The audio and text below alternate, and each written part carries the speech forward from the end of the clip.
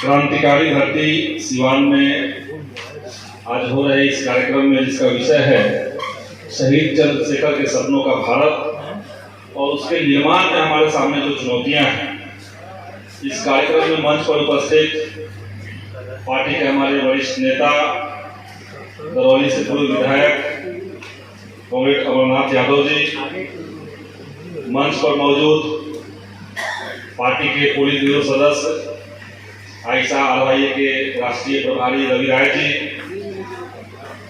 राष्ट्रीय अध्यक्ष एन साई बाला जी, आरवाईए के अध्यक्ष आफ्ताब आलम जी, स्थानीय जिलादेव विधायक कॉमरेड अमरजीत कुशवाहा जी,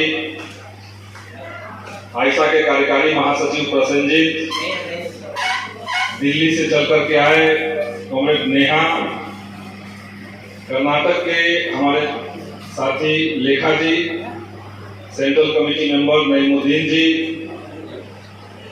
और सिवान के तमाम अलग अलग इलाकों से आए तमाम साथियों को मैं अपनी तरफ से क्रांतिकारी लाल सलाम पेश करता हूँ। साथियों, आज से 3 दिन पहले इस देश ने अंबेडकर जयंती मनाया और अंबेडकर को हम लोग इसलिए जानते हैं, बाबा साहब को, कि वो न सिर्फ तमाम सामाजिक मामलों को लेकर के उनका एक प्रखर चिंतन था, बल्कि हिंदुस्तान का जो संविधान है उसके निर्माण में महत्वपूर्ण रोल उनका था। और उस संविधान को जब वो सौंप रहे थे उस समय उन्होंने बहुत महत्वपूर्ण बात कही थी और उनका ये उदाहरण है कि 26 जनवरी 1950 के बाद से समूचा हिंदुस्तान एक अद्भुत किस्म के अंतर्विरोध में होने जा रहा है, जहां पर देश के लोगों के बीच में राजनीतिक समानता तो होगी, एक मत का एक मूल्य होगा और सभी को एक ही मत देना होगा, लेकिन जनता के बीच कोई सामाजिक समानता, कोई आर्थिक समानता नहीं होगी। और बाबा साहब ने कहा कि इस अंतर्विरोध को आखिर हम कब तक ढोएंगे। ये जो तो ऐसे तमाम लोगों के ऊपर सरकार को सख्त होना चाहिए, ये संदेश हमने दिया, ये मैं मांग हमने की। और उस तरह का कार्य, अगर उस तरह की एक्शन हो, उस दिशा में अगर सरकार बिहार की बढ़े, तब निश्चित तौर से भाजपा के खिलाफ जो जनमानस सोच रहा है उनका कॉन्फिडेंस बढ़ेगा। इसी तरीके से हाल में कुछ शिक्षक यहाँ पे साथी आए हुए हैं, हाल में सरकार ने जो नीति बनाई कि पुराने जो 20 साल से शिक्षक बिहार के भीतर अपनी सेवा दे रहे हैं, उन तमाम लोगों को सरकारी कर्मी का दर्जा तभी मिलेगा जब वो बीपीएससी की परीक्षा पास कर लेंगे। तो ये किसके ऊपर संदेह? जब से बिहार में मुख्यमंत्री हैं तभी से ये शिक्षक हैं। 2003 में पहली बहाली हुई थी और आप एक झटके में 4 लाख शिक्षकों के ऊपर एक तरह का संकट पैदा कर दे रहे हैं। जो शिक्षा नीति हिंदुस्तान के बीच हिंदुस्तान के तमाम इलाकों में, मैं कह रहा हूं, पहले से ही भेदभाव करने वाली है, उसमें आप भेदभाव को और ज्यादा बढ़ावा देने वाले हैं। बिहार के स्कूलों की क्या स्थिति है? स्थिति ये है कि एक तरफ वहां पे गेस्ट फैकल्टी पढ़ा रहे हैं, उनको बहुत कम पैसा मिलता है, महीने में 10, 12, 15 हजार मिल जाए वो बहुत ज्यादा है, उनका कोई वेतन तय नहीं है। नियमित शिक्षक वहां पे हैं और परीक्षा जब आप लेने लगेंगे तो उसमें जो पास करेगा वो एक कैटेगरी होगा, उसमें जो फेल करेगा वो दूसरा कैटेगरी हो जाएगा और जो उस परीक्षा में अप्लाई नहीं करेंगे वो तीसरा कैटेगरी हो जाएगा। मतलब स्कूलों को आप पूरी तरीके से श्रेणीबद्ध तरीके से आप बांट देना चाह रहे हैं। तो ये तमाम सजेशन हम लोग सरकार को दे रहे हैं। तो एक तो है कि जो विपक्षी ताकतें हैं उनको मजबूती के साथ इस समय जनता के कॉन्फिडेंस को जीतते हुए मोदी सरकार के जो हमलावर नीतियां हैं उस पर मुखर होना पड़ेगा। हम लोग देख रहे हैं कि किस तरीके से समूचे देश के भीतर राजनीति के अंदर एक अद्भुत किस्म का गेम चल रहा है, जहां पे एक पार्टी ऐसी है जिसने परसेप्शन बना के रखा हुआ है कि समूचे देश के अंदर उसके लोग हैं। और मैं मानता हूं कि भले ही दंगाई मानसिकता वाले लोगों की संख्या बढ़ गई होगी, लेकिन अभी भी उनकी संख्या बहुत सीमित है। लेकिन किसी तरीके से मीडिया मैनेज करके पूरा पैसा झोंक करके लोगों का परसेप्शन, जिसके दौरान जब नए नए कारखाने बने औद्योगिक क्रांति के बाद, तो उन कारखानों में मजदूरों के सप्लाई के लिए सरकार ने वैसे तमाम लोग जो छोटे छोटे उद्योग धंधा कर रहे थे, जो छोटे बड़े किसान थे, जो अब स्वावलंबी थे, ऐसे तमाम लोगों की हत्याएं की, उनके खेतों को जलाया गया, उनके कल कारखानों को खत्म किया गया, उनके जो हथकरघा उद्योग थे, छोटे छोटे उद्योग थे, इन सबको अभियान के तहत खत्म कर दिया गया। इसलिए ताकि उनके पास और कोई विकल्प न बचे सिवाय 20 घंटा जाकर के किसी कारखाने में मजदूरी करने का। और ये बात हम सिर्फ तुक्का मार के नहीं कह रहे हैं। जब विदेश में मोदी जी लगातार दौरा कर रहे थे कोरोना के टाइम से पहले, तब उन्होंने विदेश में बड़े बड़े कंपनियों के बीच की एक मीटिंग में उन्होंने कहा कि आप सब लोग हिंदुस्तान आइए, हिंदुस्तान में बिजनेस कीजिए और हम आपको वादा करते हैं कि दुनिया का सबसे सस्ता मजदूर आपको हिंदुस्तान में हम मुहैया करवाएंगे। तो सस्ता मजदूर कैसे मुहैया करवाएंगे? जब युवाओं को लगेगा कि हमारे पास बीए करने का विकल्प नहीं, एमए करने का कोई रास्ता नहीं, पीएचडी के लिए कोई जगह नहीं, तो दरवाजा बंद है मेरे लिए। रेलवे की वैकेंसी बंद है, आर्मी में दौड़ते थे वो भी खत्म हो चुका है, तमाम बहालियां जो है पेंडिंग पड़ी हुई है, तो रोजगार का भी अवसर नहीं है। जब युवाओं को ये लगने लगेगा कि हमारे पास न तो शिक्षा की तरफ अवसर है, न तो रोजगार की तरफ अवसर है, तो हम कहां जाएंगे? तो दो ही विकल्प बचता है उनके पास। या तो रामनवमी में तलवार त्रिशूल लेकर तो दंगा करने उतरे, या जिन कंपनियों को बुलाया जा रहा है एफडीआई के माध्यम से, उन कंपनियों का गुलाम बनकर उन कंपनियों के लिए सस्ता मजदूर बन जाए, वहां भी कोई सम्मानजनक वेतन नहीं। ये जो बड़ी साजिश है युवाओं के खिलाफ, इसी के लिए और तमाम चीजें चलाई जा रही है। आपको क्वालिटी एजुकेशन नहीं देना है, उनके बच्चे पढ़ेंगे कि हवाई जहाज का आविष्कार राइट बंधुओं ने किया, लेकिन गरीबों के बच्चों को पढ़ाएंगे कि हवाई जहाज का आविष्कार तो किसी आदि युग में किसी ऋषि मुनि ने कर दिया था। और परीक्षा में जब ये सवाल आएगा, कोई चर्चा नहीं होगी। चर्चा होगी तो हम विपक्ष पे हमलावर हो जाएंगे, विपक्ष में तोड़ने लगेंगे। तो ये कठिन दौर है और इस दौर के खिलाफ निश्चित तौर से एक मुकम्मल लड़ाई लड़ना होगा, और उसमें भी छात्र नौजवानों की भूमिका। चंदू जो सवाल पूछते हैं कि जब देश के भीतर नई शक्तियों का उद्धार हो रहा था, नई साजिशें गढ़ी जा रही थी, तब आप कहां थे? तो हम आपसे कहते हैं कि इस संघर्ष को मजबूत करके सत्ता की तमाम जो साजिशें हैं उसको समझ करके हम कॉमरेड चंद्रशेखर को ये कह सकें कि कॉमरेड उस समय हम सड़क पर संघर्ष कर रहे हैं। कई सारी बातें हुई हैं और मीटिंग और विस्तार से चर्चा होगी, लेकिन ये सब कहते हुए हम इसी बात पे अपनी बात को खत्म करेंगे कि आने वाले दिन और कठिन होंगे। जो नया ट्रेंड दिख रहा है कि हिंदुस्तान को पूरी तरीके से विपक्ष मुक्त कर देंगे। दिल्ली के उप मुख्यमंत्री जेल में हैं, अब दिल्ली के मुख्यमंत्री का नंबर लगा हुआ है। बिहार के उप मुख्यमंत्री को लाइन में खड़ा करके रखे हुए हैं। उधर तेलंगाना के जो मुख्यमंत्री के परिवार, उनकी जो बेटी है, उनको लाइन में खड़ा करके रखे हुए हैं। तमाम विपक्षी नेताओं को टारगेट करके रखे हुए हैं और हमला अब सीधा होगा। अब लाग लपेट भी धीरे धीरे नहीं रहेगा। अभी तक तो चल रहा था कि भाई फलाने व्यक्ति जो है उन पर भ्रष्टाचार का हमें अंदेशा है, इसलिए उनको हम जेल में डाल रहे हैं। लेकिन ये संभव है कि आने वाले समय में कह दे सरकार कि आप हमारे खिलाफ सोचते हैं, हमको ऐसा लगता है कि आप हमारे खिलाफ सोचते हैं, आप भले न भी बोले तो भी आपको जेल में डाला जा सकता है। ये दौर भी आ सकता है और इसलिए इस कठिन दौर में कॉमरेड चंद्रशेखर जो हम लोग के नायक हैं, और उनको देख करके ही मैं छात्र राजनीति में पहली बार सक्रिय हुआ, नहीं तो हम लोग का तो राजनीति से कोई समझदारी ही नहीं। तो कॉमरेड चंद्रशेखर उस दौर के भी नायक हमारे रहेंगे। जैसे जैसे समय आगे बढ़ेगा, चुनौतियां कठिन होती जाएगी, कॉमरेड चंद्रशेखर के विचार, उनकी जीवन पद्धति ये और ज्यादा प्रासंगिक होता जाएगा और हम लोग संघर्ष करके निश्चित तौर से जो सच मांग खड़ा करते रहना। ये सिर्फ यही नहीं कर रहा है कि भाजपा को पूरा पैसा इकट्ठा हो रहा है, बल्कि तमाम जो विपक्षी पार्टियां हैं उनके पास आज संसाधनों की भारी कमी हो चुकी है। कोई भी पार्टी, कांग्रेस की मैं बात कर रहा हूं,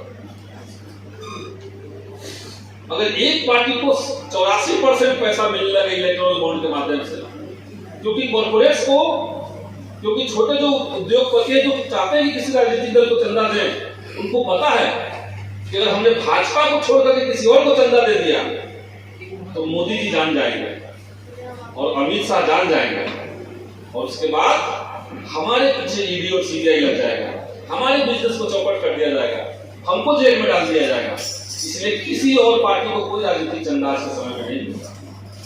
तो ये साजिश तो है। अभी हाल में एक घटना हुई कश्मीर के भीतर, किरण पटेल नाम का एक व्यक्ति, जिसके परिवार के सदस्य, जिसके पिताजी लंबे समय से गुजरात में जो भी सरकार बनती रही भाजपा की, उसमें सरकार के मुख्य सलाहकार रहते थे, उनका लड़का किरण पटेल, वो Z+ सिक्योरिटी लेकर के फर्जी तरीके से पीएमओ का व्यक्ति बना। उसने कहा कि हम प्रधानमंत्री कार्यालय से आए हुए हैं और Z+ सिक्योरिटी तो उन्हीं को मिलती है जिसपे अमित शाह मुहर लगाते हैं जांच के बाद। वो व्यक्ति कश्मीर के तमाम संवेदनशील इलाकों में सरकारी सुरक्षा के दायरे में वो घूमता रहा, कई महीनों तक वो चलता रहा। उसने सोशल मीडिया पे अपडेट भी किया और बाद में पता चला कि वो फेक व्यक्ति था, वो फर्जी व्यक्ति था।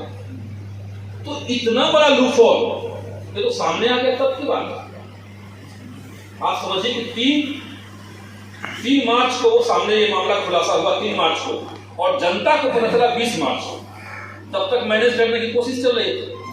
अब सवाल यही है कि ये जो पार्टी, पिछले चुनाव में हमने देखा कि पुलवामा का हमला होता है, उसके चलते मास के बीच में एक तरह का माहौल बनाया जाता है और वहां से बीजेपी कुछ फायदा उठाती है। और इस चुनाव की तैयारी से नाम का एक व्यक्ति जो सीधे सीधे बीजेपी से जुड़ा हुआ व्यक्ति है, उसको कश्मीर में तमाम संवेदनशील इलाकों में घुमाया गया।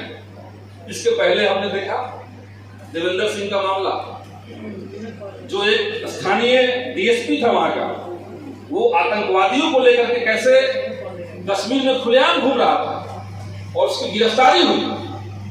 और उसमें एक महत्वपूर्ण बात और है कि जिस समय हिंदुस्तान के पार्लियामेंट पर आतंकवादी हमला हुआ था, उसमें जो मुख्य अभियुक्त था उसने नाम लिया था कि हमको यहाँ भेजने वाला व्यक्ति देवेंद्र सिंह है, लेकिन देवेंद्र सिंह से उसमें कोई पूछताछ नहीं हुई। सरकार ने एक बार भी उसे पूछने की जहमत नहीं उठाई और वही 5 साल बाद वही व्यक्ति आतंकवादियों को लेकर घूम रहा है। किसके संरक्षण में हम लोग जान रहे हैं। और इतने बड़े मामले के बाद उस व्यक्ति के ऊपर सिर्फ यही कार्रवाई की गई कि उनको नौकरी से मुक्त कर दिया गया कि जाइए आपका काम करो। यानी कहीं न कहीं ये सरकार राष्ट्रीय सुरक्षा के नाम पे, राष्ट्रवाद के नाम पे, देशभक्ति के नाम पे हमारे और आपके जहन को, हमारे दिमाग को लूट रही है और ये चोरी बड़ी होती है। इसलिए इसके प्रति भी हम तमाम लोग सचेत रहें। साथियों ने कहा अभी कि न्यू एजुकेशन पॉलिसी, नई शिक्षा नीति आ गई।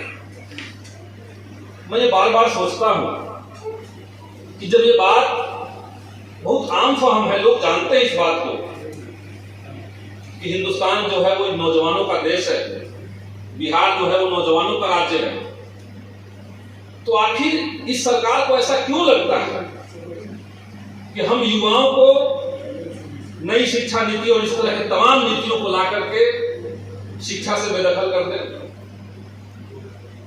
सरकार को ऐसा क्यों लगता है कि हम रोजगार के जो अवसर हैं उसको निजीकरण करके या वैकेंसी रोक के उन अवसरों को कम कर दें, और दूसरी तरफ रोजगार खत्म कर दे, शिक्षा खत्म कर दे? जबकि हिंदुस्तान तो वोटर्स से ज्यादा यूथ है। लेकिन इसके पीछे एक बड़ी साजिश काम कर रही है, और बड़ी साजिश ये है, कार्ल मार्क्स ने अपनी एक किताब दास कैपिटल में एक चैप्टर उनका है, history of blood and fire, हिंसा और आगजनी का इतिहास। वो पूंजीवाद के विकास के खास चरण को चिन्हित करते हुए कहते हैं कि उस समय पूंजीपतियों ने तो उनके बच्चे सही टिक मारेंगे और गरीबों के जो बच्चे वो गलत टिक मार करके आए हैं।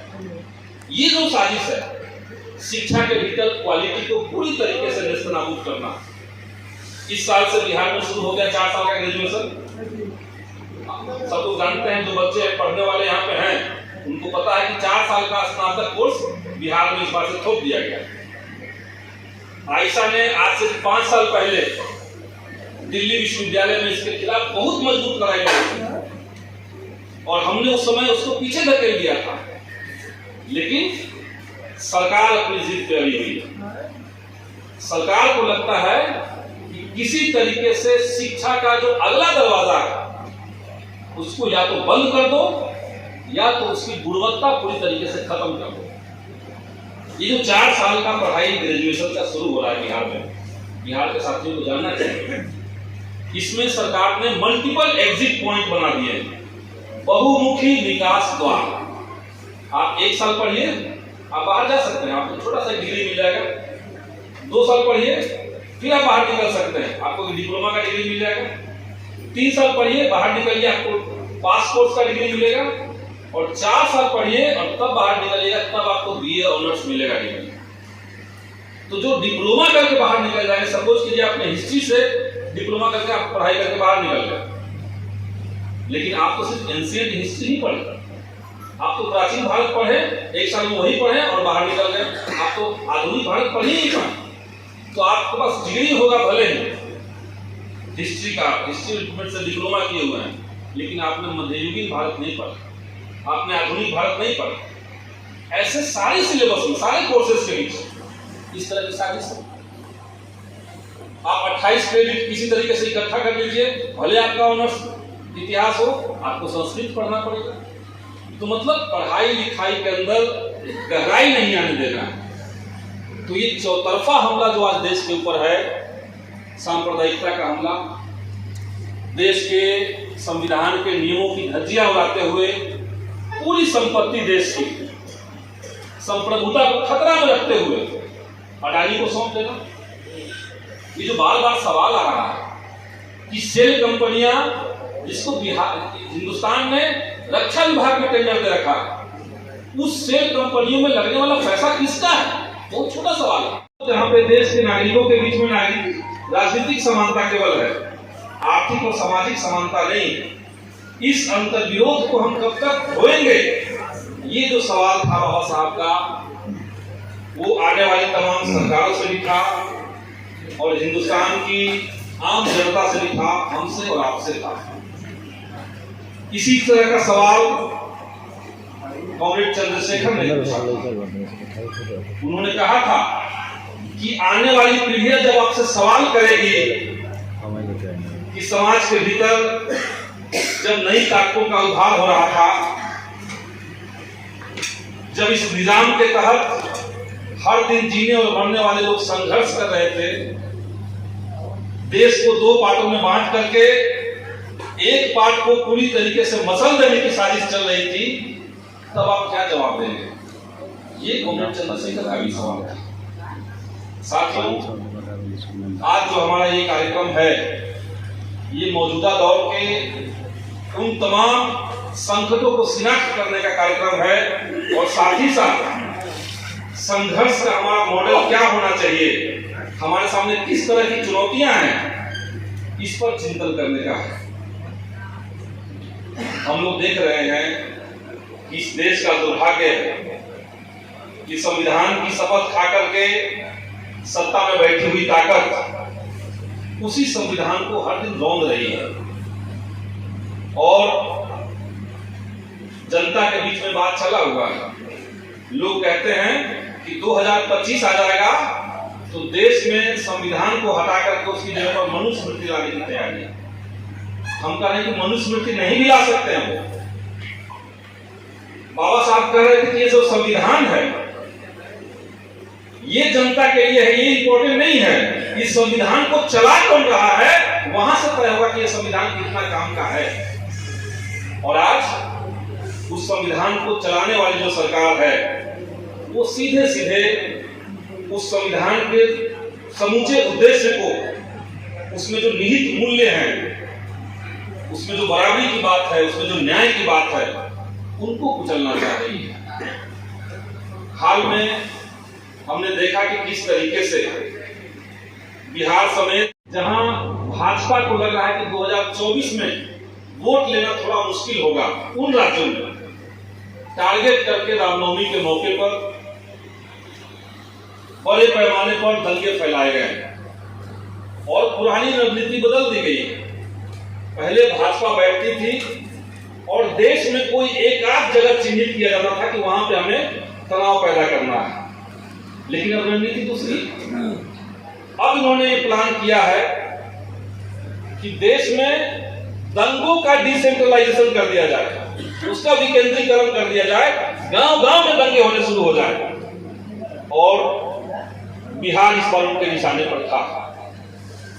पटना से यहां तक चल करके आते समय हमने देखा कि तमाम रास्तों के बीच में अथाह पैसे लगा करके सड़कों को, गलियों को, घरों को भगवा रंग से पाट दिया गया।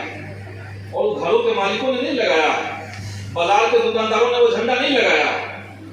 ऊपर से पूरी योजना के साथ भगवा झंडा, भगवा कपड़ा बांटा गया, तलवारें बांटी गई, कुछ लोगों को चिन्हित करके पैसे दिए गए और इसके तमाम साक्ष्य बिहार के भीतर 2 जगहों पर खास करके, इलाके तो कई थे, निशाने पर तो कई थे, लेकिन जहां ज्यादा सांप्रदायिक तनाव पैदा हुआ, और उसको सांप्रदायिक तनाव क्यों कहें, वो सीधे सीधे एक समाज के ऊपर, एक तबके के ऊपर एक उन्मादी भीड़ का सीधा सीधा हमला था। सासाराम में भी वही बात है, बिहार शरीफ में भी वही बात है। और इसको जब इसकी शिनाख्त हम लोगों ने की, एक पार्टी की तरफ से फैक्ट फाइंडिंग टीम हमारी गई, तो हमने पूरे रिपोर्ट को समझा और वहां से बिहार सरकार को क्या करना चाहिए, ये चुनौती हमारे सामने है। उनके हमले तो हैं, लेकिन जहां पे विपक्ष की सरकार है, जहां विपक्ष ताकत में है, उन सरकारों की क्या भूमिका होनी चाहिए, इसको लेकर के हम लोगों ने माननीय मुख्यमंत्री से मिलकर के अपनी बात को कही। हमारी मांग थी कि सरकार ये घोषणा करे कि जिस 110 साल पुराने अजीजिया मदरसा को तो जला दिया गया बिहार शरीफ में, उसको ये सरकार तुरंत पुनर्निर्माण उसका करवाने जा रही है। ये सरकार को घोषणा करना चाहिए। उसमें आधे लोग उधर से अरेस्ट कर लेंगे, आधे लोग इधर से गिरफ्तार कर लेंगे और एक मैसेज देंगे कि हम सबके खिलाफ हैं। ये जो रवैया सरकार का है, इसको बदलना चाहिए। दंगों में जिनकी भूमिका थी वो बहुत साफ और स्पष्ट है। वहां के जो स्थानीय विधायक हैं बिहार शरीफ के, उनका रोल था, खुलेआम रोल था। ईडी, सीबीआई जैसे जो संवैधानिक संस्थान है, उनको न केवल तोते की तरह बल्कि अपने संगठन की तरह इस्तेमाल करके, एक जमाना था जब लोग कहते थे कि ईडी और सीबीआई जो है वो सरकार का तोता होता है, लेकिन भाजपा को उसको ऐसा इस्तेमाल कर रही है जैसे उसके लिए एबीवीपी, जैसे उसके लिए बजरंग दल। तो जो सरकार के संगठन थे उसमें लगातार इजाफा हो रहा है। तो ये जब साजिशें चल रही है तो हमें एक केंद्रीय बिंदु की तरफ मैं ध्यान आप लोग का आकर्षित करना चाहूंगा। कई साथियों ने इस दौर की चुनौतियों पर बात रखी। एक जो सबसे बड़ा साजिश कहिए इस सरकार ने अपना रखा है वो है इलेक्टोरल बॉन्ड। ये वो नीति है जिसका कोई कानूनी वैधता नहीं है। सरकार ने उसको जबरन थोप दिया। कहा गया कि किसी भी राजनीतिक दल को अगर कोई चंदा देता है तो उसको देने का एकमात्र रास्ता इलेक्टोरल बॉन्ड के माध्यम से होगा। और इलेक्टोरल बॉन्ड से किस व्यक्ति ने किस पार्टी को कितना चंदा दिया, इसकी जानकारी एसबीआई के माध्यम से सिर्फ और सिर्फ सरकार को यानी बीजेपी को होगा। और उसका जो पूरा खर्च है, बैंकों का लेन देन का, इलेक्ट्रॉनिक बॉन्ड का जो पूरा खर्च है, वो सरकार खर्च को चुकाएगी, पैसा सरकार देगी। और इसके बाद से जो शुरू हुआ, सुप्रीम कोर्ट में मामला पेंडिंग पड़ा हुआ है, हम लोग जानते हैं, इसकी सुनवाई तक नहीं हुई। तो इसके बाद जो हुआ कि पूरे कॉर्पोरेट के बीच से अथाह पैसे की जो उगाही है, वो सिर्फ और सिर्फ एक पार्टी के पास जा रही है, वो है भारतीय जनता पार्टी। और उसके बाद धड़ल्ले से पूरे देश के भीतर तमाम जिलों में 5 स्टार इनका ऑफिस खुल चुका है। हर चुनाव में, लोकसभा चुनाव जब होता है तो एक एक कैंडिडेट को 10-10 करोड़ रुपए लोग दे देते हैं। इसी तरीके से चुनाव जीत जाओ, जितना वोट खरीदना है खरीदो, जितना दंगा फसाद फैलाना है फैलाओ। तो राजनीति में अंधाधुंध पैसे का प्रवाह और उसका कोई अकाउंटेबिलिटी नहीं, ये भाजपा का कहिए कि ये मूल साजिश है। और इसलिए और इस संकट की घड़ी को हम लोग निजात पाएंगे। बहुत बहुत शुक्रिया।